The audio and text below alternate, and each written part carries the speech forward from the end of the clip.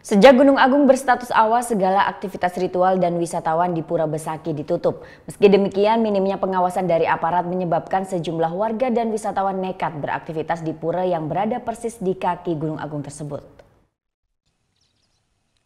Kawasan Pura Besaki Karangasem termasuk kawasan rawan bencana atau zona merah radius 9 km.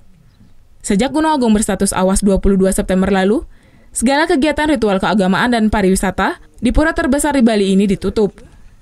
Meski demikian, minimnya pengawasan dari aparat menyebabkan sejumlah warga nekat melakukan persembahyangan di pura yang berada persis di kaki Gunung Agung tersebut. Tak hanya persembahyangan, terlihat juga beberapa wisatawan yang sedang menikmati suasana pura.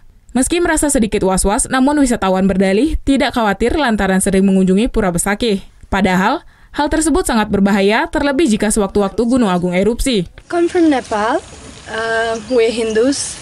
And Vaisakhi has a lot of importance for us Hindus. We were a little scared, but then what we believe in is if God has called you, you will get to go there, get to visit the temple anyway. So probably we were meant to come here today despite Mount Agung. So yeah, we're here. Ya sudah booking udah sebelum status awas. Sudah 2 bulan yang lalu. Tapi beli sebelumnya sudah menjelaskan kepada mereka. Kawasan Pura Besaki terdiri dari 25 komplek pura yang berada di Desa Besaki, Kecamatan Rendang, Karangasem. Selain sebagai pusat ritual keagamaan umat Hindu Bali, pura ini juga dijadikan salah satu objek wisata andalan di Kabupaten Karangasem. Tim Liputan melaporkan untuk NET.